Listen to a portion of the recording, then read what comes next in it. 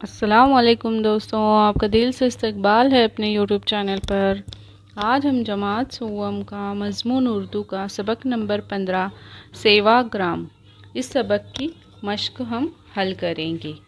तो यहाँ पर हम बयाज में से मश्क हल करेंगे। देखो यहाँ है ये सबक सेवाग्राम। तो उसका पहला सवाल है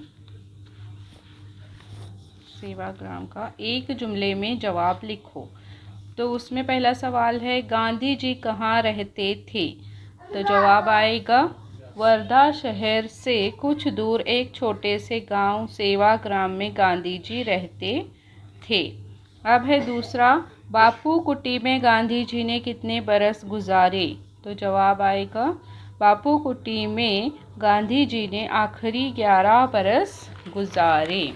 उसके बाद है देखो सवाल नंबर 3, गांधी जी की कुटिया में कौन सी चीज़ें रखी हुई हैं।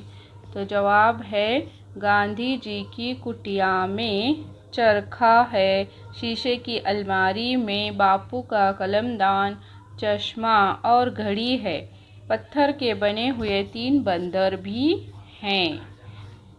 अब है सवाल नंबर 4, हर तख्ती पर क्या लिखा हुआ है। जवाब है हर तख्ती पर किसी न किसी मज़हब की दुआ लिखी हुई है। पांचवा है आज भी हर मज़हब की दुआ कहाँ पढ़ी जाती है। तो जवाब है कुटिया के बाहर पीपल के पेड़ के नीचे हर मज़हब की दुआ पढ़ी जाती है।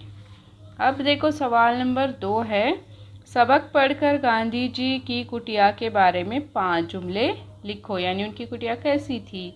तो इसके बारे में हमें 5 जुमले लिखने हैं। तो सबक मैंने पढ़ा हुआ है और 5 जुमले बनाए हैं। देखो यहाँ पर जवाब है, बापू की कुटिया को बापू कुटी कहते हैं, उसकी छत कवेलू की है, यानी कवेल जो होते हैं उसकी है।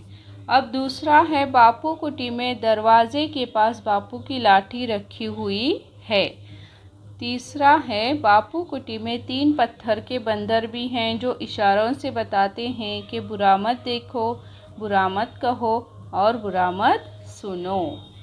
4 नंबर है कुटिया में हर मज़हब की दुआ की तख्ती रखी हुई है या लगाई हुई है।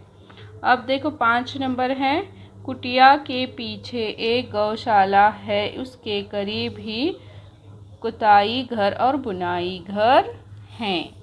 अब देखो इसके बाद क्या है,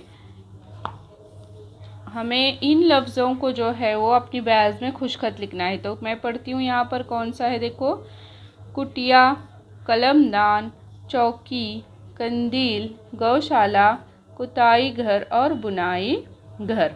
तो इन लफ्ज़ों को हमें जो है अपनी बयाज में खुशखत अल्फाज में, यानी साफ़ सुथरा शोशे और नुक्ते वगैरह से अच्छे से देखकर लिखना है। अब है दी हुई मिसाल के मुताबिक नीचे दिए हुए लफ्ज़ों के आखिर में खाना लगाकर लफ्ज़ बनाओ। यहाँ एक मिसाल उन्होंने करके बताई है, उस तरीके से हमें ये करना है। डाक जमा खाना बराबर डाक खाना।